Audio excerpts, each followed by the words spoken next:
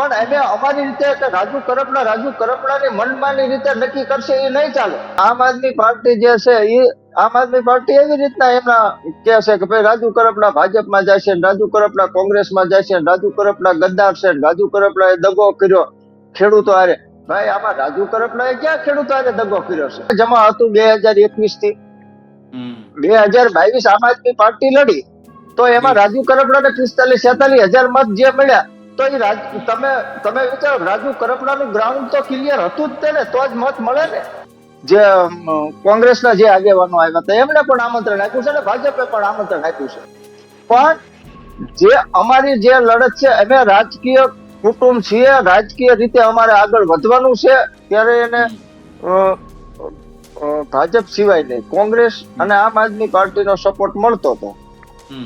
પછી એને આમ આદમી પાર્ટી 2021 ના એન્ડમાં જોઈન્ટ કરી અને એ જોઈન્ટ કરી પછી આમ આદમી પાર્ટીમાં એને ખેડૂતોની જે લડત હતી આમ આદમી પાર્ટીના બેનર હેઠળ લડવાની શરૂઆત કરી. જે ખેડૂતો છે ખેડૂતોના પ્રશ્નો છે એ પ્રશ્નો જે હલ થાય તેમ હોય અને એની સામે બાહેંધરી મળશે એટલે ખેડૂતોને બાબત એ જ છે કે અમારા પ્રશ્નો જે છે એ અમારા પ્રશ્નો હલ થવા જોઈએ. નાના ખેડૂતોના જે ગામડાના સંમેલનો છે એ અમે શરૂઆત કરીએ છીએ આવતી 23 તારીખથી. મૂળી તાલુકાની સુરેન્દ્રનગર જિલ્લાના 10 તાલુકામાં અમે સંમેલનો કરવાના છીએ અને એના પછી આખા જિલ્લાનું એક સંમેલન બોલાવવાના છીએ. અને બંને રાજુ કરપડાને નક્કી કરવાનું છે કે કયા પક્ષમાં જોડાવું. જી બિલકુલ. હવે રાજુ કરપડાને જોડાવાનું છે એ ખેડૂતો નક્કી કરશે.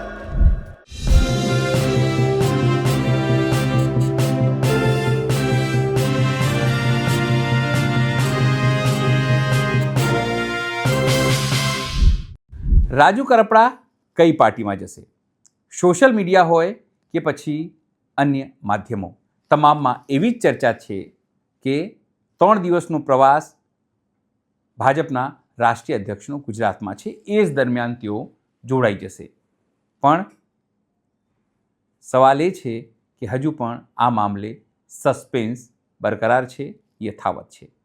ત્યારે આ જ મુદ્દે અમે ચર્ચા કરી છે તેમના સંબંધીથી, તેમના કાકાથી. નમસ્કાર, હું છું ચિંતામણી પુત્ર અનિલ પટેલ. સ્વાગત છે આપનું મારા વિશેષ કાર્યક્રમમાં.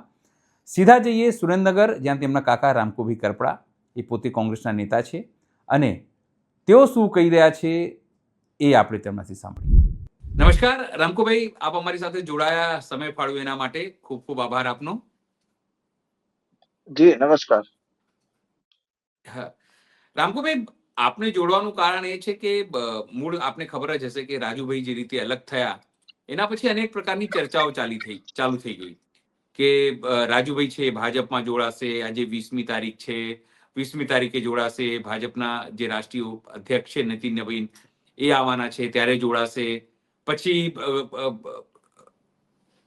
આજે કાલે સાંજે તેઓ કોંગ્રેસના આગેવાનો છે તેમની સાથે મળે છે. પછી પાલભાઈ બી આવીને મળે છે. લોકોમાં રાજુભાઈને લઈને એક ઉત્કંઠા છે જાણવા માટે કે રાજુભાઈ શું કરી રહ્યા છે, રાજુભાઈ ક્યાં જઈ રહ્યા છે, રાજુભાઈ ખેડૂતોની મીટિંગ કરી રહ્યા છે, રાજુભાઈ સભાઓ કરી રહ્યા છે.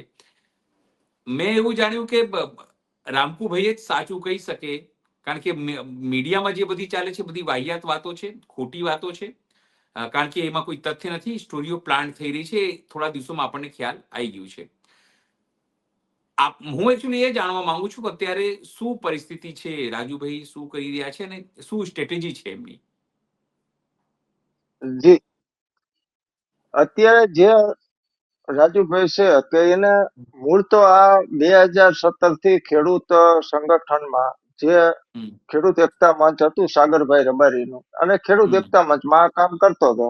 એટલે 2017 થી 2021 તો એને કોઈ પણ પાર્ટી જોઈન્ટ કર્યા વગર જ ખેડૂતોનું કામ કર્યું હતું. એટલે 2021 થી અને જ્યારે એ કામ કરતા હતા ત્યારે એને ભાજપ સિવાય નહીં કોંગ્રેસ અને આમ આદમી પાર્ટીનો સપોર્ટ મળતો હતો. પછી એને આમ આદમી પાર્ટી 2021 ના એન્ડમાં જોઈન્ટ કરી અને એ જોઈન્ટ કરી પછી આમ આદમી પાર્ટીમાં એને ખેડૂતોની જે લડત હતી આમ આદમી પાર્ટીના બેનર હેઠળ લડવાની શરૂઆત કરી. એટલે એ સતત જે પાર્ટીઓ છે એ પાર્ટીઓથી એને પાર્ટી વગર ખેડૂતના જે સંગઠનમાં કામ કરેલું છે, પછી પાર્ટીમાં કામ કરેલું છે. હવે અત્યારે એને પાર્ટીમાંથી એના જે મતભેદ હોય એ મતભેદના કારણે રાજીનામું આપ્યું.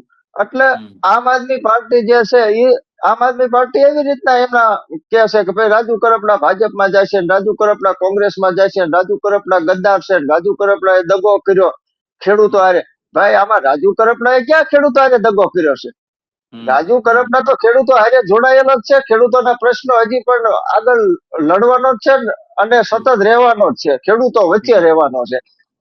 હવે આમ આદમી પાર્ટી અત્યારે જો 2021માં આમ આદમી પાર્ટીમાં જોડાતો હોય અને 2022ની વિધાનસભામાં 45-46 હજાર મત જો સીધા મળી જતા હોય તો આમ આદમી પાર્ટીનું શું અહીંયા જમા હતું 2021 થી? 2022 આમ આદમી પાર્ટી લડી તો એમાં રાજુ કરપડાને 45-46 હજાર મત જે મળ્યા તો એ તમે વિચારો, રાજુ કરપડાનું ગ્રાઉન્ડ તો ક્લિયર હતું જ તેને, તો જ મત મળે ને. કઈ આમ આદમી પાર્ટીથી સીધા 45-46 હજાર ને બીજા ક્રમે રાજુ કરપડા આવી શકે એવા કોઈ સંજોગો ન ઉભા થાય. અને કોઈ પણ પાર્ટી હોય તો એક વર્ષમાં એ પાર્ટી આટલું લેવલ કરી શકે નહીં. ત્યારે રાજુ કરપડા ખેડૂતો માટે લડે છે, લડવાનો છે, આવનાર સમયમાં લડવાનો છે, બેબાક રીતે લડવાનો છે, કોઈના ડર વગર લડવાનો છે. એટલે અત્યારે જે મીડિયામાં ચાલતા હોય રાજુ કરપડા આજની તારીખ મીડિયામાં બતાવતા હતા કે 20 તારીખે રાજુ કરપડા ભાજપમાં જોડાશે, અહીંયા ભાજપના જે કેન્દ્રીય પ્રમુખ આવવાના છે એના હસ્તક કમલમમાં ખેંચફેર છે, આ કરશે તે કરશે. એ સિવાયના જે કોંગ્રેસના જે આગેવાનો આવ્યા હતા એમને પણ આમંત્રણ આપ્યું છે અને ભાજપે પણ આમંત્રણ આપ્યું છે. પણ જે અમારી જે લડત છે, અમે રાજકીય કુટુંબ છીએ, રાજકીય રીતે અમારે આગળ વધવાનું છે. અમે એમ નથી કહેતા કે અમે ફક્ત ને ફક્ત ખેડૂતોની સેવા જ કરવાના છીએ. અમે રાજકીય છીએ ને રાજકીય રીતે રાજકીય પ્લેટફોર્મ અમે ગમે એક નક્કી કરવાના છે. પણ અમે અમારી રીતે કે રાજુ કરપડાની મનમાની રીતે નક્કી કરશે એ નહીં ચાલે. જે ખેડૂતો છે, ખેડૂતોના પ્રશ્નો છે, એ પ્રશ્નો જે હલ થાય તેમ હોય અને એની સામે બાહેંધરી મળશે.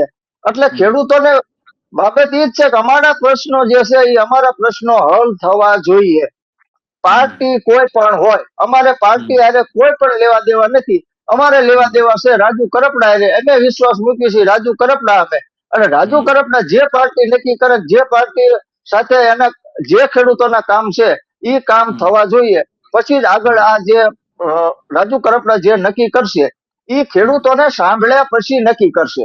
નહીં કે રાજુ કરપડા પોતાના મનમાની રીતે નક્કી કરી લે તો એવી રીતે કોઈ દિવસ રહે નહીં.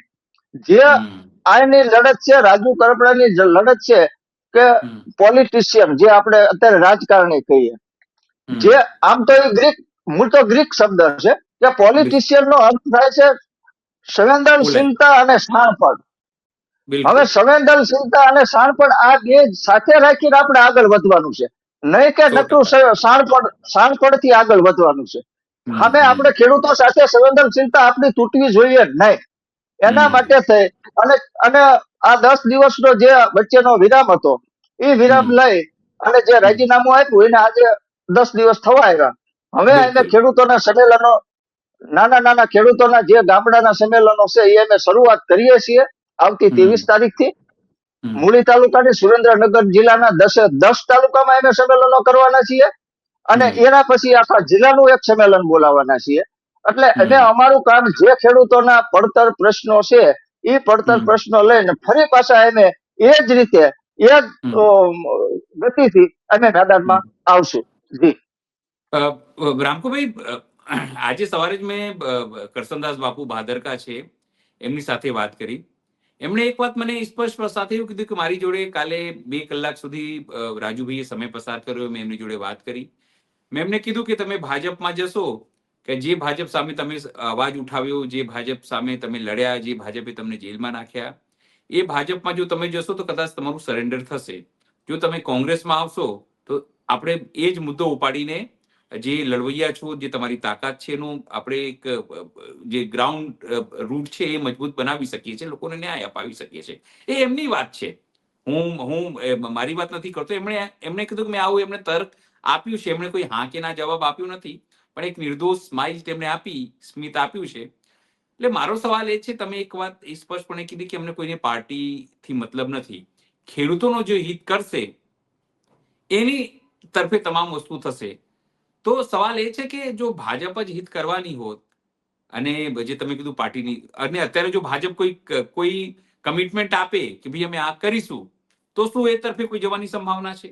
આ કહેવાય ને કે એ હાઇપોથેટિકલ સવાલ છે, આ સંભાવના ઉપર સવાલ છે. એટલે હું જસ્ટ આ પૂછું છું, જવાબ આપો ન આપો એ તમારું અધિકાર ક્ષેત્ર છે. રામકુભાઈ, ચર્ચા ચાલી, ભાજપમાં જોડાય છે, ભાજપમાં જોડાય છે, પણ આપણને ખબર છે કે ભાજપમાં હજુ સુધી એવું કોઈ સ્પષ્ટતા નથી કે ક્યાં જાય છે. પણ છતાં પણ મારો સવાલ છે કે જો કોઈ ભાજપ કમિટમેન્ટ આપે તો શું એની તરફ પલડું નમી શકે છે? જી, હવે રાજુ કરપડા જયારે આમ આદમી પાર્ટી રાજીનામું આપ્યું, ત્યારથી પહેલી વખત ભાજપના ધારાસભ્ય પ્રકાશ વર્માને આમંત્રણ આપ્યું. અચ્છા. એના બીજા દિવસે પાલભાઈ આંબલિયા એમને પણ આમંત્રણ આપ્યું. બિલકુલ. એટલે બે પક્ષોએ આમંત્રણ આપ્યા છે. જી. અને બંને રાજુ કરપડાને નક્કી કરવાનું છે કે કયા પક્ષમાં જોડાવું. જી બિલકુલ. હવે રાજુ કરપડાને જોડાવાનું છે એ ખેડૂતો નક્કી કરશે. બિલકુલ. એટલે આવનાર જે સભાઓ જે અત્યારે ચાલી રહી છે એ ખેડૂતોની સભાઓ છે અને એમાં રાજુ કરપડા નક્કી કરશે.